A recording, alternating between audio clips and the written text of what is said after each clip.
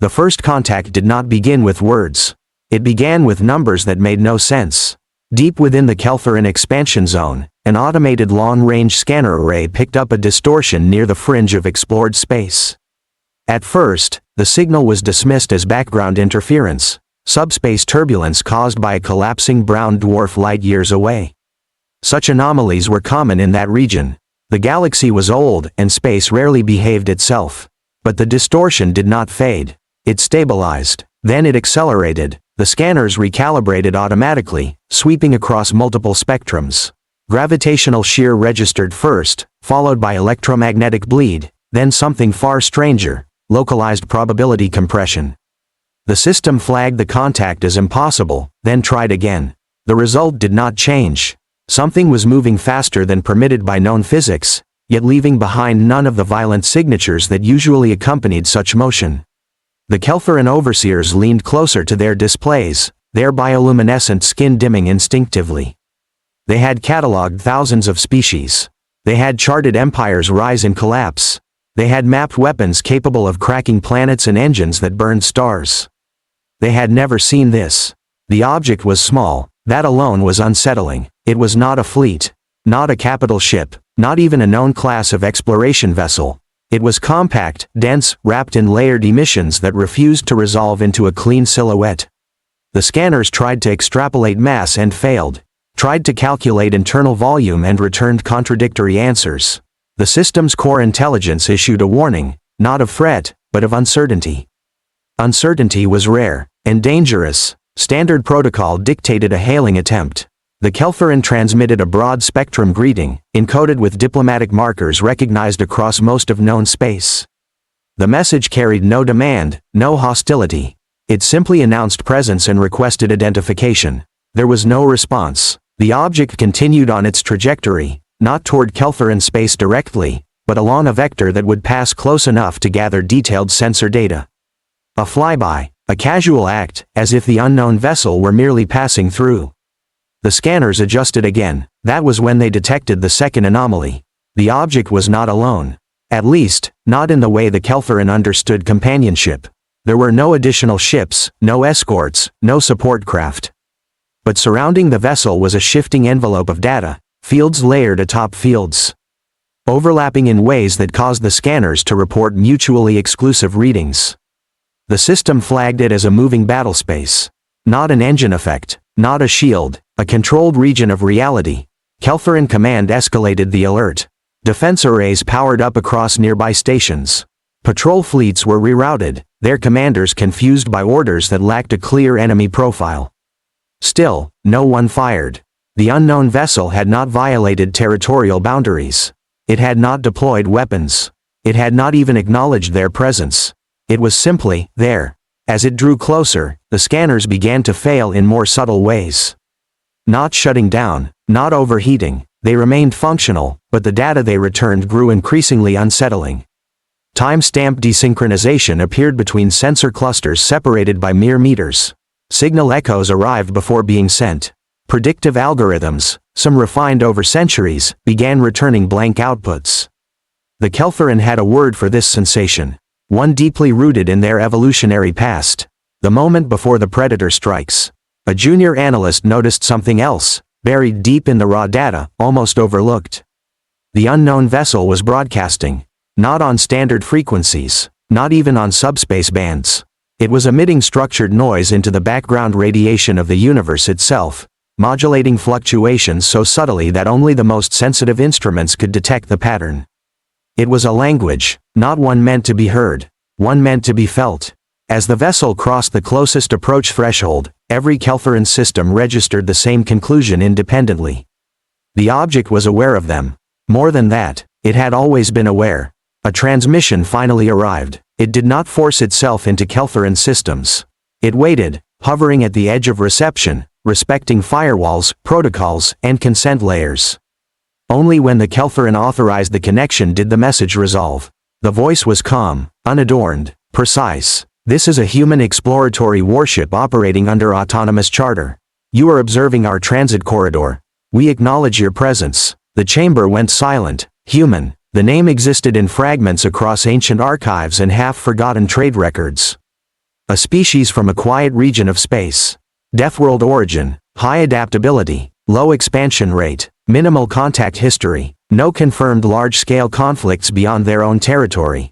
And yet, the scanners screamed, not alarms, not warnings, limits. The system reported that it could not fully observe the human vessel because doing so would compromise its own operational integrity.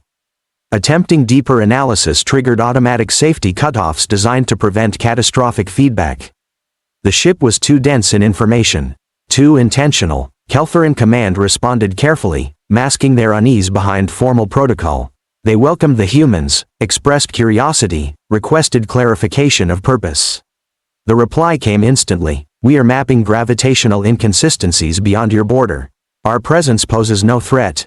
Your systems are functioning within acceptable tolerances. That last line landed like a weight. The humans were monitoring Kelferin systems. Not hacking, not intruding, understanding, as if the humans knew exactly how far the scanners could look before breaking, and had chosen to remain just beyond that edge. One of the senior overseers noticed the most disturbing detail of all. The human ship had not adjusted course or speed since detection. It had always intended to be seen. Which meant this was not first contact from humanity's perspective. It was confirmation. The vessel passed through the edge of Kelferin monitored space and continued onward, its distortion fading as smoothly as it had appeared. Scanners stabilized. Timestamps realigned. Systems returned to normal operation as if waking from a shared nightmare. But the data remained, and so did the fear. Because the Kelferin now understood something fundamental. The humans did not announce themselves with fleets. They did not declare borders with weapons.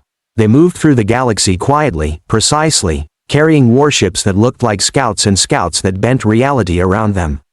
And if this was what humans sent first, no one wanted to imagine what followed when they sent something that was meant to be seen. The Kelferin command chamber did not erupt into panic after the human vessel departed. Panic implied loss of control, and the Kelferin prided themselves on composure. Instead, a far more dangerous reaction took hold. Obsession. Every fragment of data from the encounter was isolated, copied, and subjected to exhaustive analysis. Entire research collectives were rerouted from long-term projects to focus on one question that now eclipsed all others. What had they just witnessed? The human ship's transit corridor lingered in sensor memory like an afterimage burned into the eye. Engineers replayed the approach frame by frame, slowing time until motion became theory. They cross-referenced energy signatures against every known propulsion model. None matched. The drive field was not overpowering space, it was persuading it. That realization unsettled even the most experienced analysts. Kelferin technology was built on dominance over environment. Their engines forced reality to comply. Human technology, by contrast, appeared to cooperate with it. The difference was subtle, philosophical, and deeply threatening. A high-level report was dispatched to the conclave of aligned systems, the loose coalition that maintained balance along that galactic arm.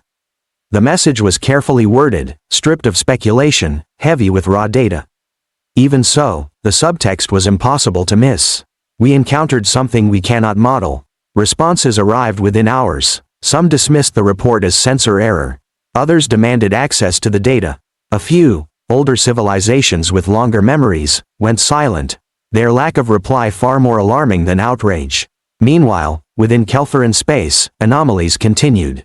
Long-range scanners began detecting micro-adjustments in background radiation patterns, subtle shifts that matched the human vessel's broadcast signature. It was as if the ship's passage had left a wake not in space, but in probability itself. Systems compensated automatically, but the adjustments were not random. They were structured. Kelferin strategists debated whether the humans were conducting reconnaissance, deterrence, or something far more abstract. The ship had identified itself as a warship, yet it had not behaved like one. No weapons deployed, no posturing, no attempt to assert superiority. That absence was unnerving. A decision was made to re-establish contact. A diplomatic envoy was assembled, not a war fleet, but a research cruiser equipped with advanced communication arrays and defensive systems tuned for non-aggressive engagement. The mission parameters were clear: locate the human vessel's projected trajectory and request a formal exchange. As the cruiser entered the region where the human ship had passed, its crew felt the shift immediately. Instruments did not fail, but their readings grew cautious. Power systems redistributed load without instruction. Navigation algorithms slowed their projections, inserting additional safety margins as if anticipating stress that had not yet occurred. The ship's AI issued a note to the crew. External environment exhibits non-hostile complexity beyond baseline assumptions. The humans were not present, or so it seemed. The cruiser advanced, broadcasting standardized greetings encoded in dozens of linguistic frameworks. For a long time, there was no response. Then, without warning, the surrounding space clarified, as if a veil had been drawn aside. The human ship was there. It had been there the entire time. Not cloaked, not hidden, simply occupying a state the Kelpheran sensors had not been calibrated to perceive. The realization sent a ripple of unease through the crew. The humans had not arrived. They had revealed themselves. This time, the human vessel altered course slightly, aligning with the cruiser's trajectory. Distance was maintained. Relative velocity matched perfectly. The transmission arrived with the same calm precision as before. You have returned. That indicates curiosity rather than fear. This is acceptable. The Kelpheran envoy responded carefully, acknowledging the encounter and requesting clarification. They asked about the nature of the human vessel's systems. About its mission, about the broader intentions of humanity within this region. The human reply did not answer directly. We explore, we observe, we prepare. For what? The Kelpheran asked. For the moment observation becomes insufficient. The implications hung heavy in the chamber. The envoy pressed on, asking about the warship designation. The human vessel's profile did not align with Kelpheran definitions of military craft. The response was immediate. This vessel is classified as a warship because it is capable of fighting alone against forces designed to overwhelm fleets. Its primary weapon is not armament, but outcome control. The Kelpheran struggled to interpret that statement. Outcome control was not a recognized tactical category. Wars were decided by force, attrition, or deterrence, not by outcomes chosen in advance. Unless one possessed technology, or understanding, so advanced that battle itself became optional. The human ship began to transmit data, not schematics, not technical blueprints, but conceptual frameworks. Models of conflict resolution based on predictive entropy collapse. Simulations where wars ended before they began because escalation paths were removed rather than opposed. The Kelpheran analysts watched in stunned silence as centuries of military doctrine unraveled in minutes. This was not superiority through strength. This was superiority through foresight. As the exchange continued, the Kelpheran envoy asked the question none of them wanted answered. Are there more of you? The pause that followed was brief. Yes. How many? Enough. The human ship began to accelerate, its trajectory diverging from the cruiser's path. Before the connection ended, one final message was transmitted. First contact is rarely about introduction. It is about calibration. You are now calibrated. The human vessel faded. Not vanished, but transitioned into a state that made further observation meaningless. The Kelpheran cruiser was left alone, its systems stabilizing, its crew shaken. They returned home carrying more than data. They carried a new understanding. Humanity was not emerging onto the galactic stage. They had been there all along, waiting to see who would notice. And more importantly, who would misunderstand them. The return of the Kelpheran envoy did not bring relief. It brought silence. Not the empty quiet of ignorance, but the heavy stillness that follows a realization too large to absorb all at once. Reports were submitted, data distributed, simulations run until processor cores overheated and predictive models collapsed into contradiction. No one dismissed the findings this time. Too many independent systems had reached the same impossible conclusion. Humanity was not technologically superior in a linear sense. They were operating on a different axis altogether. The conclave of aligned systems convened in emergency session. Delegates from dozens of civilizations gathered in the shared cognitive forum, their avatars projecting confidence even as uncertainty bled through every gesture and modulation. The Kelpheran presented everything: raw sensor feeds, translated transmissions. The conceptual frameworks received from the human vessel. The forum fractured almost immediately. You cannot fight an enemy who chooses outcomes, one strategist argued. You cannot negotiate with one who prepares for futures that have not occurred, another countered. Older species, those whose civilizations had survived extinction events and galactic upheavals, listened without interruption. When they finally spoke, their voices carried the weight of memory. There are patterns here, one elder intelligence said. We have seen them before. Not with humans, but with civilizations that learned to stop fighting wars and start preventing them. That statement unsettled the room more than any threat could have. Because such civilizations rarely expanded. They endured. As debate raged, new reports streamed in from border systems across conclave space. Long-range sensors detected anomalies eerily similar to those described by the Kelfarin envoy. Human signatures, subtle, structured, unmistakable once recognized, appeared near trade corridors. Unclaimed systems, and regions previously considered strategically irrelevant. Human vessels were not massing. They were positioning. Each sighting followed the same pattern. The ships did not announce themselves unless approached. They did not interfere with traffic. They did not claim territory. Yet wherever they appeared, local conditions changed. Pirate activity ceased. Border skirmishes de-escalated. Long-standing disputes stalled as if unseen constraints had been introduced. Conflict probabilities dropped. Entire sectors grew quieter. To some, this was reassuring. To others, it was terrifying. Because peace imposed without consent is still a form of control. A younger member species, the Veil Consortium, broke ranks. Ambitious, technologically aggressive, and eager to assert relevance within the conclave, they dispatched a combat flotilla toward one of the human signatures. The official justification was reconnaissance under force protection. Unofficially, they wanted to test the myth. The flotilla never fired a shot. As it closed on the human vessel, a ship even smaller than the one the Kelfarin had encountered, Veil targeting systems began reporting inconsistencies. Weapon locks confirmed, then dissolved.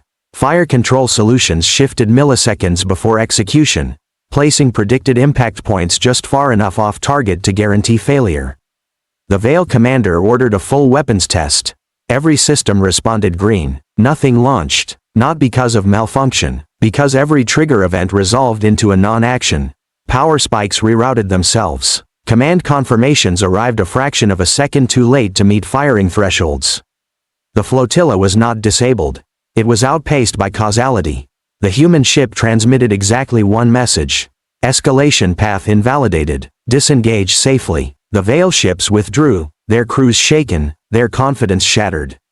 Within days, the Veil Consortium filed a formal complaint with the Conclave, not against the humans, but against reality itself, arguing that engagement under such conditions violated every known principle of warfare. The complaint was archived without response. Meanwhile, humanity made its next move, or rather, its first visible one. A broad-spectrum transmission echoed across conclave space, encoded in mathematical constants, physical axioms, and linguistic scaffolds adaptable to any cognitive framework. It was not a threat. It was not a declaration. It was an invitation. Humanity announced the establishment of a contact corridor, neutral space where dialogue, exchange, and observation could occur without strategic disadvantage to any party. No territory claimed, no defenses advertised, attendance voluntary. The location chosen was deliberate. A region of space scarred by the remnants of ancient wars, littered with debris from civilizations that had destroyed themselves long before humans ever looked up at the stars. A graveyard of ambition. The symbolism was impossible to miss. Delegates arrived cautiously, some in physical form, others via proxies or remote cognition nodes.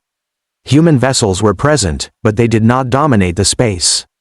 They blended into it, their designs functional, restrained, almost humble.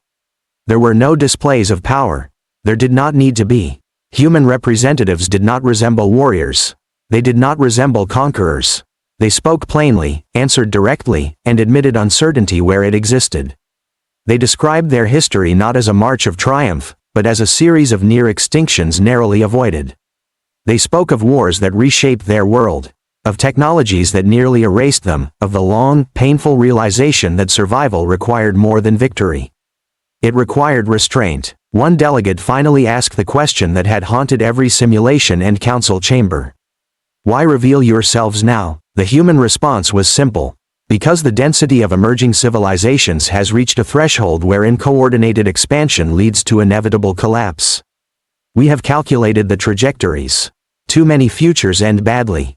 And you believe you can prevent that?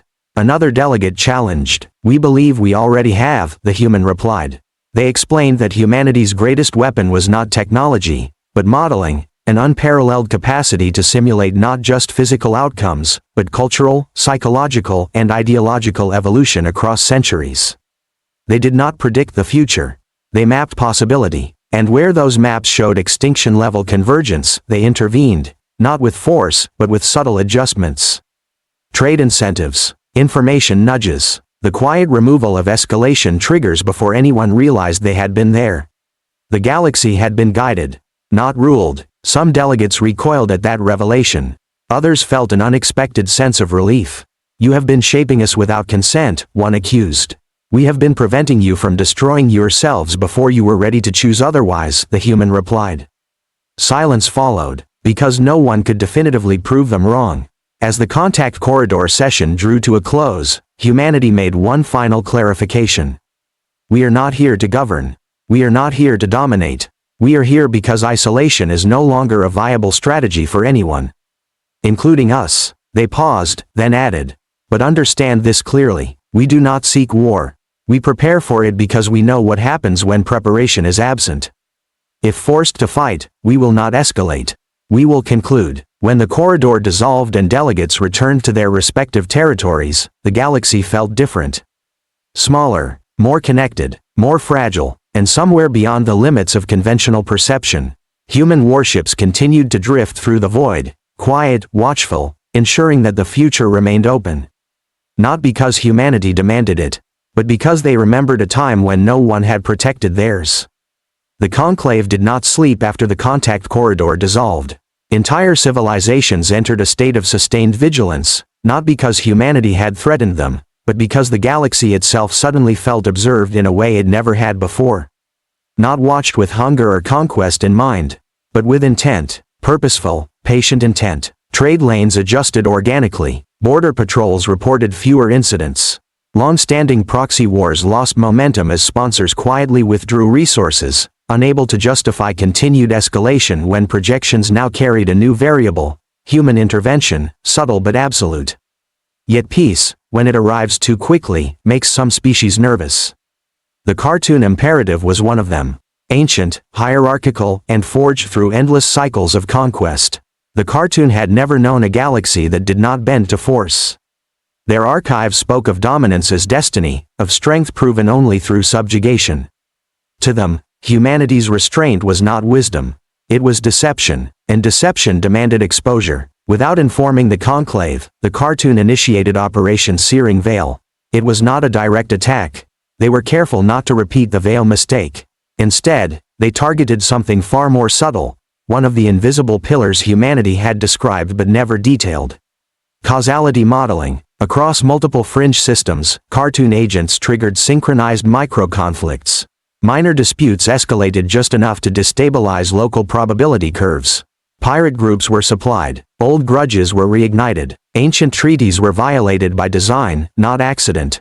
The goal was simple: overwhelm humanity's predictive frameworks, force too many divergent futures to be managed at once. If humans truly guided outcomes rather than controlled them, then chaos would expose the lie. At first, it seemed to work. Sensors detected fluctuations along the human signature network. Vessels repositioned. Communication density spiked. For the first time since first contact, human activity looked reactive. The cartoon imperative celebrated quietly. Then the quiet spread. The conflicts they had ignited did not explode outward. They collapsed inward. Pirate fleets fractured under sudden mistrust. Mercenary contracts unraveled as funding vanished mid-transfer. Systems on the brink of war experienced cascading failures, not of weapons, but of justification. Leaders hesitated, orders stalled, mobilizations froze without explanation. In several regions, cartoon operatives lost contact with their own assets, not through jamming or destruction, but through something worse. Defection. Captured communications revealed a disturbing pattern. Human envoys, sometimes physical, sometimes purely informational, had arrived at critical nodes before escalation thresholds were crossed. They did not issue demands. They presented data, projections, consequences mapped across generations. They showed what victory would cost. And they asked a single question: is this the future you want to lock yourselves into?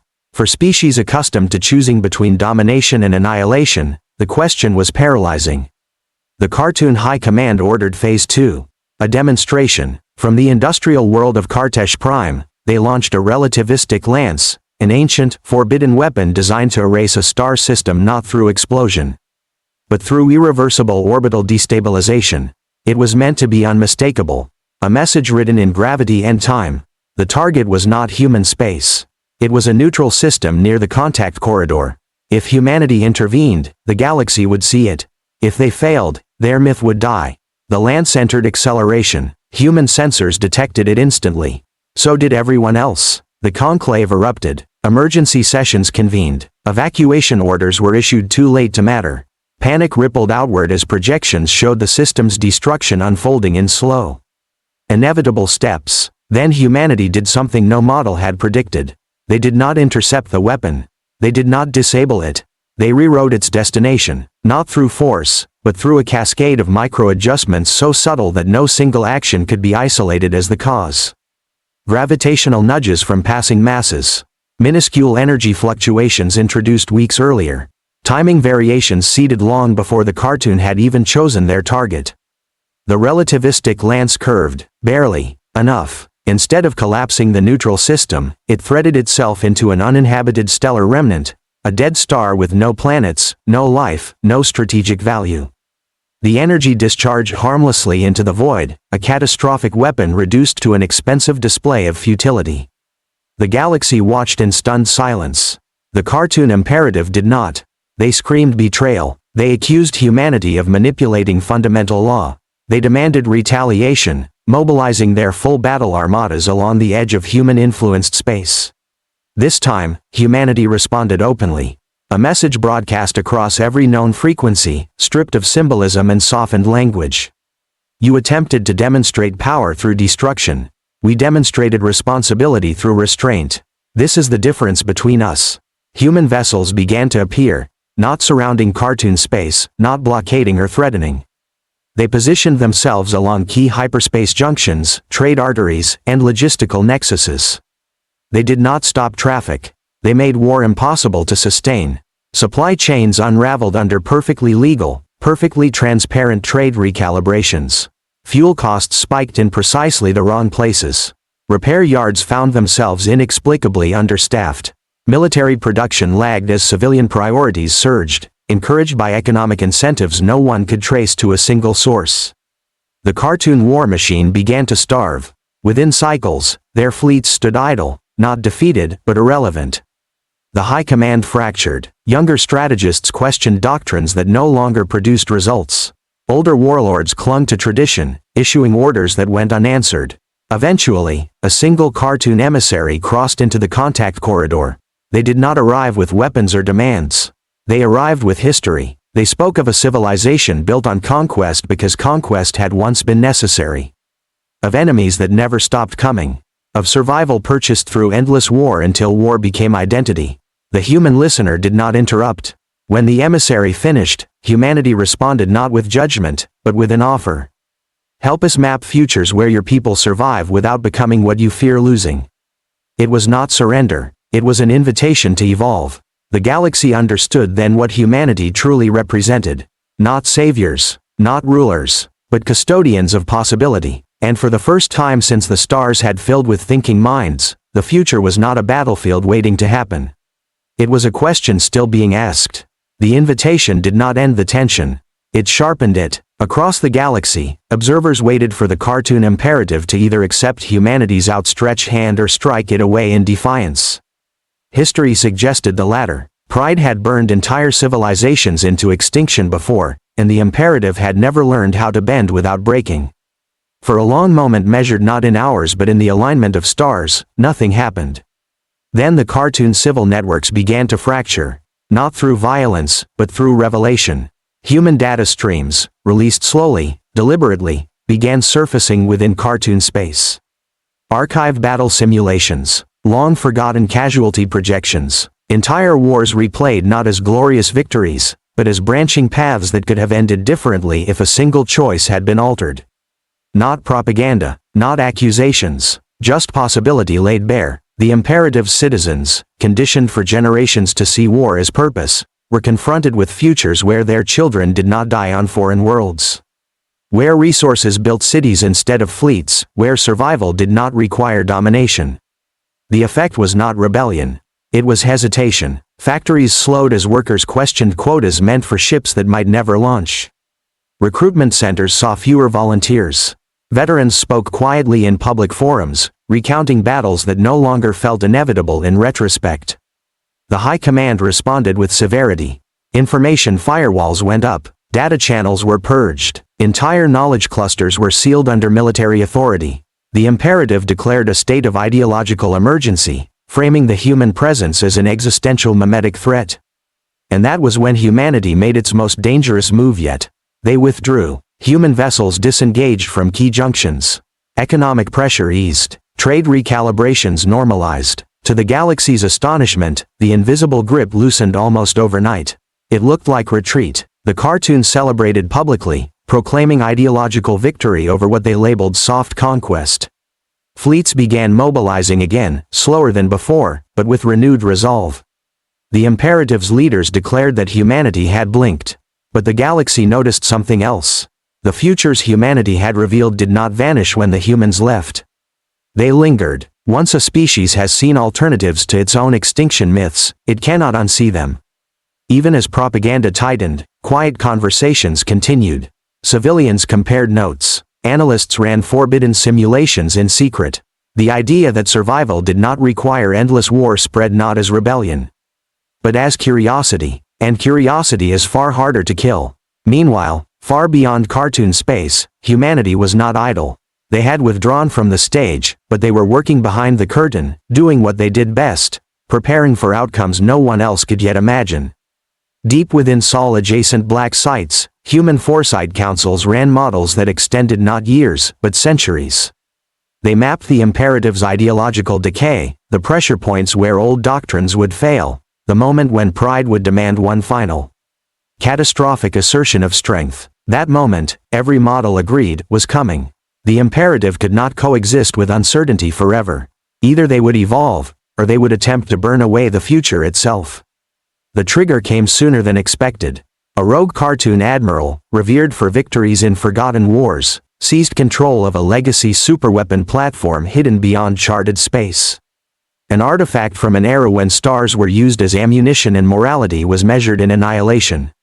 The platform's purpose was singular.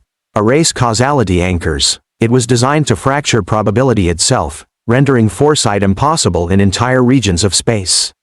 No prediction, no intervention, no future paths to manage, only raw, unfiltered chaos. The Admiral broadcast his intent to the imperative and the galaxy alike. Humanity's advantage, he declared, would end in fire and randomness. The galaxy would return to the old rules, where only strength mattered. The weapon powered up. For the first time since first contact, human predictive networks went blind. Not completely, but enough. Probability clouds destabilized. Future branching collapsed into noise. The galaxy felt it like vertigo, a sudden loss of direction, as if the stars themselves had forgotten where they were going. And humanity felt something they had not felt in generations.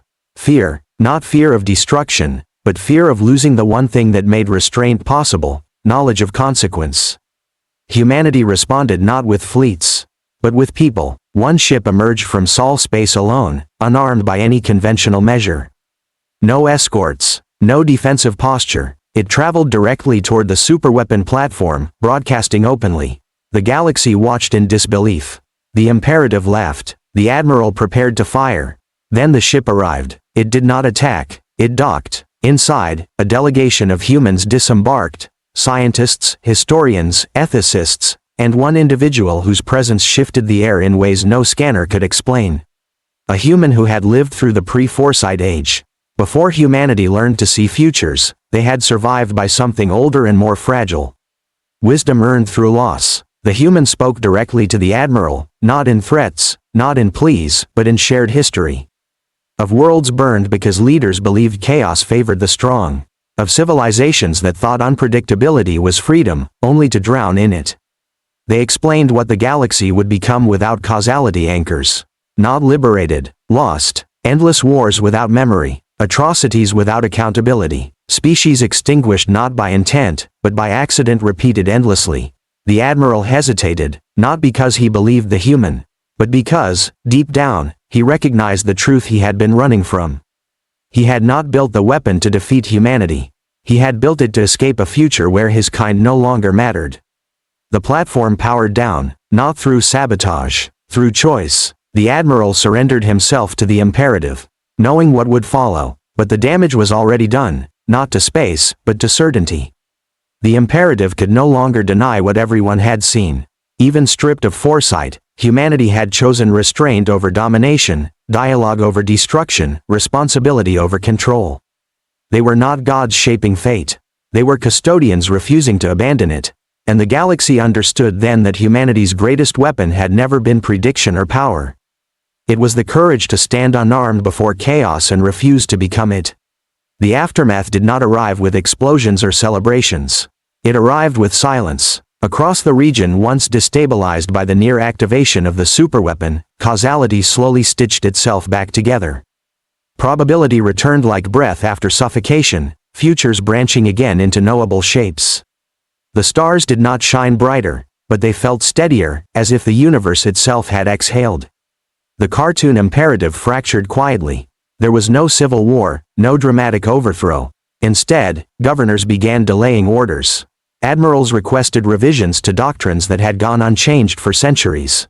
Military councils demanded impact analyses that extended beyond conquest metrics. The imperative still existed, but its spine had softened, bent by the unbearable weight of alternatives now impossible to ignore. Humanity did not exploit the moment. That, more than anything else, unsettled the galaxy. No fleets surged forward, no treaties were forced, no reparations demanded. Human space remained open but restrained, their ships present only where invited, their influence subtle as gravity rather than sharp as a blade. Observers realized something unsettling and profound. Humanity was not interested in ruling the galaxy. They were interested in ensuring it survived itself. In the months that followed, small changes echoed outward. Trade routes once patrolled by warfleets became shared corridors. Border worlds long abandoned due to strategic insignificance were rediscovered as cultural crossroads. Species that had lived in the shadow of empire began speaking not of rebellion, but of participation. And humanity listened. They sent teachers instead of soldiers, architects instead of enforcers, historians instead of judges. Where conflict simmered, humans did not arrive with solutions, but with frameworks, ways to argue without annihilation, ways to compete without extinction. Some species rejected this approach outright. A few attempted to test humanity again, probing defenses, manufacturing crises, hoping to expose weakness. Each time, humanity responded not with disproportionate force, but with terrifying precision. Conflicts ended quickly, decisively, and with minimal loss of life. The message was unmistakable. Mercy was a choice, not a limitation. Deep within Sol space, the foresight councils reconvened, not to dominate futures, but to dismantle their own monopoly over them. Human predictive systems were deliberately constrained, made transparent, shared in fragments with allied civilizations. The goal was no longer advantage. It was accountability. For the first time in galactic history, power capable of shaping destiny chose to place limits on itself. That decision rippled outward, altering the behavior of even the most hardened powers. When the strongest entity in known space refused unchecked control, others were forced to reconsider what strength truly meant. Centuries later, historians would mark this era not as the rise of humanity, but as the end of inevitability. The moment when the galaxy stopped believing war was destiny. The cartoon imperative eventually dissolved, not through defeat, but through evolution. It reformed as a coalition, its old symbols archived, its ancient doctrines taught as cautionary tales. Former admirals became negotiators, strategists became planners of infrastructure instead of invasions. Some never forgave humanity, but none ever challenged them again. Because everyone remembered what happened when the humans first crossed into Dominion space and refused to flinch. When they were offered submission or annihilation and instead chose restraint backed by unshakable resolve. The galaxy learned that day that humanity's true power was not foresight, fleets, or technology. It was something far rarer. The willingness to bear responsibility for the future, even when it would have been easier to rule it.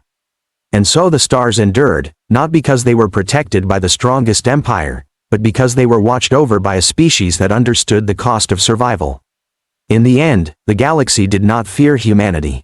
It trusted them, and that trust reshaped the universe forever. In a cosmos of endless power, the most dangerous force turned out to be a species that chose restraint, and meant it.